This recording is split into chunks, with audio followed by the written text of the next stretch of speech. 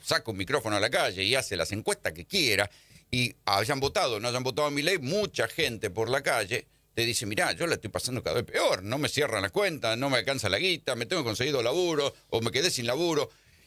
Guillermo Michel es diputado nacional electo y fue director general de aduanas y casi una especie de viceministro de Economía, con lo cual conoce el tablero que está del otro lado y a lo mejor nos puede aportar alguna explicación a todo esto que venimos contando, estas contradicciones que uno no termina de entender. Guillermo Graña te habla, buen día. Buen día, Rolando. Buen día para vos, todo el equipo y la audiencia. Bueno, empecemos por el costo de vida, porque vos empezaste a decir que bueno que hay que tratar de medir el costo de vida de otra manera, incluyendo los servicios, que es lo que está carcomiendo buena parte de los ingresos salariales. A ver, todos los datos que yo todos los meses trato de publicar una especie de índice de gasto fijo, son todos datos que se toman del INDEC. O sea, no hay ninguna medición propia, son todos datos del INDEC. El tema es medir únicamente estos gastos fijos, que son los que tienen que afrontar las familias de manera ineludible del 1 al 5 de cada mes. Por eso es lo que ocurre, lo que señalabas vos recién, de que llega el día 15 y para la familia ya fin de mes. Porque toda la plata, todos los ingresos de los salarios se van en el gasto fijo y no queda plata para consumir. Y el consumo en la Argentina es el 70% del PBI. Entonces vos tenés familias que pagaron la luz, el gas, la nafta, lo que tiene que ver con la medicina, el colegio, no les queda plata para consumir, llega el día 15, se tienen que endeudar con la tarjeta para poder seguir comprando alimentos o salir un fin de semana. Como no pueden pagar la tarjeta, refinancian eso con un Mercado Pago o alguna otra aplicación. No la pueden pagar, van a tomar un préstamo hipotecario y el resultado de todo eso que tenés es que hoy el índice de endeudamiento de las familias ya supera cualquier tope de los últimos 20 años y la mora está creciendo en todos los bancos. Sí, y es un endeudamiento que no es para haber comprado una casa ni un auto, es un endeudamiento para cosas cotidianas. Justamente es un sobreendeudamiento que están afrontando las familias, por eso nosotros, hay un proyecto que presentó Daniel Arroyo, que va a perder estado parlamentario ahora, que lo vamos a reflotar, que es ponerle un tope al sobreendeudamiento de las familias. No puede ser que una familia tome un préstamo de 300, 400 mil pesos para comprar alimentos y a los 5 meses tenga que devolver 1,5 millones. Sí, claro. El Lula lo afrontó a eso porque en Brasil hay una situación similar, poniéndole un tope a la tasa de interés a los pequeños consumos. Allá es más fácil. Ese es un buen dato, tasa de interés a los pequeños consumos. Exacto, allá es más fácil porque en Brasil, para los que no saben, todos los brasileños usan Pix, que ¿qué es? Es como un mercado pago oficial que lanzó el Banco Central. Es una billetera electrónica del Banco Central brasilero, es del Estado. Entonces los tienen a todos de alguna forma dentro del sistema de ellos, entonces es más fácil poder implementarlo. Sí, ya hay dos ideas buenas, ¿eh? Lanzar una billetera virtual oficial para que bancarizaría a toda la población y por otro lado ponerle un tope a los intereses que se cobran los pequeños consumos. Dos ideas, mira, dos ideas. No abundan las ideas. Claro. Allá funciona muy bien en Brasil Pix. El que me está escuchando seguramente lo verá cuando viste a cualquier chiringuito que vas o playa más chica que sea en Brasil, te reciben ese medio de pago y es del Estado. Imagínate acá el problema del lobby que se tramaría con los bancos. No lo van a... Bueno, pero no es que estamos a favor de la libre competencia. Por eso, bueno, pero justamente acá la libre competencia es como el alivio fiscal. Hay plata para darle 1.700 millones de dólares a 8 empresas agroexportadoras en 72 horas, pero no hay plata para devolverle el IVA al jubilado cuando consume con la tarjeta de débito. Es bastante selectiva Bueno, ahí tenés la tercera idea, mejorar los ingresos de los jubilados devolviéndoles el IVA. Bueno, esa es una... Eso se hacía con la tarjeta de débito, ¿te acordás? Exactamente, con el programa fiscal o la reforma tributaria que tenemos desarrollada, una de las medidas, además de simplificar el sistema tributario para las pymes, que sería de alguna forma, viste, hoy la mayoría de los pequeños contribuyentes cuando pasan del régimen de simplificado de monotributo ir al régimen general, es como que te caes del piso 20, pasás a pagar IVA, ganancia, tenés que hacer las declaraciones juradas, ir a ver un contador, es como que es una tortura. Necesitas un ingeniero de la NASA para pasar a liquidar los impuestos. Sí, claro. Bueno, lo que tenemos pensado es, y desarrollado ya con los números evaluados, es un esquema simple, se llama simple el programa, que es todo lo que es microempresas, que son 680.000 empresas, cuando salen del monotributo que tengan un puente y paguen un único impuesto que sea un porcentaje de la facturación, para simplificarle la vida a las pymes, que es sobre todo para microempresas de hasta 7 empleados con un tope de facturación. De esa forma, no los obligás a pasar al régimen general, no los obligás a estar en negro, porque hoy, ¿cuántos monotributistas conocemos que cuando llegan al tope de facturación van mirando y dejan de facturar para no pasarse al régimen general? Claro. Entonces, hay que buscar una salida, un esquema puente para eso. Eso no va a tener costo fiscal, ya lo tenemos evaluado y tenemos otro mecanismo para compensarlo. Y también con el tema de la devolución de IVA, que, a ver, yo para los que por ahí son más grandes de edad, por ahí como yo, o vos lo recordarás, esto lo implementó en su momento muy fuerte la Baña, con el 5% de devolución con consumo de tarjeta de débito y crédito en la Argentina para bancarizar la operatoria y ampliar la base imponible. En el gobierno anterior se amplió a devolver el 21% del IVA para los alimentos, y Milei cuando llegó al gobierno lo dejó sin efecto. Claro. Con esa medida también... Sí, pero ahí siempre hay que marcar la contradicción, porque sí, bueno, no hay plata para recortar el IVA a los consumos populares, pero hay plata para recortarle los impuestos a Mercado Libre. Por supuesto, no, y a ver, Rolando, el año pasado el gobierno le dio un punto de PBI en 4 años a los 10.000 argentinos con cuenta en el exterior, que no tiene nada de malo tener una cuenta en el exterior si está declarada. Lo que digo es, evaluemos el esfuerzo fiscal que hace el Estado y el gasto tributario, ¿a quién se lo da? Si a 10.000 argentinos con cuenta en el exterior, que tienen la posibilidad de armar una planificación tributaria más inteligente, o a los jubilados de la mínima que van a comprar una docena de huevos, que es la proteína hoy más barata que utilizan los argentinos para consumir. Hoy Argentina es el consumidor per cápita número 1 del mundo de huevo porque es una proteína barata y que da nutrición. Y esa es la contradicción. Entonces, esas son como la carne está cara, en el país de la carne comemos huevo. Bueno, hoy Argentina superó a México.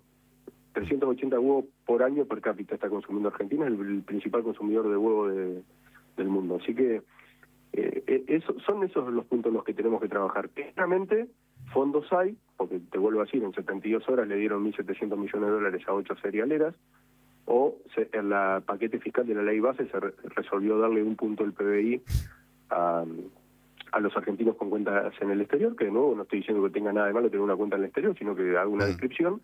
Entonces, claramente plata hay, lo que hay que decidir a dónde se da. Lo mismo con los trabajadores en relación de dependencia. El gobierno volvió a aumentar impuestos a las ganancias de los trabajadores, hoy 1 millón de trabajadores pagan impuestos a las ganancias. Lo que tenemos previsto en la reforma, para no volver a cambiar el sistema, es hoy los que empiezan a pagar a la alícuota del 5 y va subiendo de manera incremental. Nosotros proponemos que empiecen a pagar a la alícuota del 2,5 y bajar las escalas, con lo cual los que pagan van a pagar menos, y proponemos una alícuota más alta en el tope de la pirámide para los 20.000 altas gerencias que tienen los mayores ingresos, que justamente son los que se beneficiaron de la baja de bienes personales, por lo cual para ellos el costo fiscal personal es que al final del día es todo tan simple como cobrarle más impuestos a los que más ganan y menos impuestos a los que menos tienen, que se llama progresividad de la carga impositiva. Solo el republicanismo extremo en Estados Unidos o el libertarianismo es el que parte de la base que si les cobras menos impuestos a los ricos, esto derrama y se convierte en más trabajo para los pobres. Es un principio que en las teorías económicas complejas se demostró que fracasa. A ver, yo nunca estoy de acuerdo en bajar impuestos a la medida que fomente el crecimiento de la actividad económica y la generación de empleo. Pero vuelvo a decir, o sea, si tenés plata para darle en 72 horas 1.700 millones de dólares a 8 agroexportadoras, que no digo que de nuevo, no estoy haciendo una valoración si está bien o mal, pero si tenés la plata para eso, ¿por qué no discutimos esos mismos fondos este año para dárselo a los jubilados? Michel. Para que puedan consumir con la tarjeta de débito. Lo que digo es, que dejemos de lado la falacia esa de que no hay plata. O sea, plata hay. Lo que hay que discutir es a quién se le da el alivio fiscal. Si a 8 agroexportadoras, que tienen hoy un precio récord de soja de los últimos 18 meses, o se lo damos a los más de 5 millones de jubilados con la mínima. Esa es la discusión, es tan sencilla como decís vos. Michel, ¿qué tal? ¿Cómo le va? Cerolini lo saluda. ¿Qué tal, Cerolini? A ver, usted es bastante, la verdad que se podría dedicar al mercado de capital porque acertó bastante con el tema del fondo. Era uno de los pocos que decía que el fondo le iba a dar todo lo que pidieran y yo realmente decía, no, bueno, no le van a dar porque a ustedes no le habían dado, una cifra mucho menor no se la habían dado. A estos muchachos le dieron todo y después apareció Papá Noel del Norte diciendo le vamos a poner un swap y después 20.000 millones de dólares que le van a dar los bancos. Bueno, ahora nos acabamos de enterar hace un rato que los 20.000 millones de dólares que iban a dar los bancos de Estados Unidos no van a llegar a la Argentina. Si el fondo ya prestó plata y las reservas no crecieron porque prometieron comprar reservas, el gobierno Caputo prometió comprar reservas, no las compró. Después vino a Estados Unidos y prestó un swap que de lo que ya se gastó cierta parte, se gastaron 3.000 millones de dólares. ¿Cómo sigue la película? Porque, digamos, el fondo de nuevo o Estados Unidos de nuevo no creo que aparezcan, le van a dar esta plata y bueno, ¿qué verano vamos a vivir? ¿Me puede dar un poquito el panorama si el dólar se va a quedar tranquilo? ¿Qué va a pasar de acá a abril? Sí, yo no subestimaría la decisión de apoyo geopolítica de Estados Unidos al gobierno de Milei. Bueno, le hizo ganar las elecciones, claro, y se las hizo perder a ustedes. Exactamente, por eso. Pero no subestimaría el apoyo que va a dar por delante, tampoco. ¿Qué quiero decir con esto? Usted bien marcaba, el programa del fondo fracasó. El 11 de abril, si todos los argentinos recuerdan, nos levantamos un sábado y nos decían que íbamos camino a ser Irlanda, porque el acuerdo del fondo nos salvaba a todos, se generaba empleo, se resolvía todos los problemas. Y Macri decía lo mismo. Claro, 5 meses después ese programa fracasó. O sea que el programa del fondo ya fracasó. Tuvimos que ir de nuevo al salvataje con Estados Unidos, que ahora nos llegó la factura con el acuerdo de comercio, ¿no? Ahora llegó la factura del salvataje ese económico. Yo estoy convencido que Estados Unidos no le va a soltar la mano al gobierno de Milei.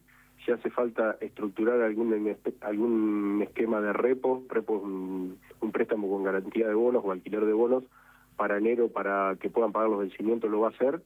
Y si no se puede estructurar eso, va a volver a activar parte del SWAP para ayudar al gobierno. Es una decisión geopolítica que tiene que ver con las elecciones en Chile, tiene que ver con lo que va a pasar en la... Es interesante, ¿no? Porque el rey del libre mercado termina siendo rescatado por un Estado. O sea, es la política, no lo que lo salva, no la economía. Está bien, pero yo le entiendo todo lo que dice. Ahora, después se van a poner a comprar las reservas, porque después, el año que viene, hay que pagar un montón de plata también. Entonces, seguirán mangando. ¿En algún momento van a comprar algo? O porque ¿cuántas veces se puede dar este sistema de que aparezca alguien y te ponga 20.000 palos? Así, no todos los días no puede pasar.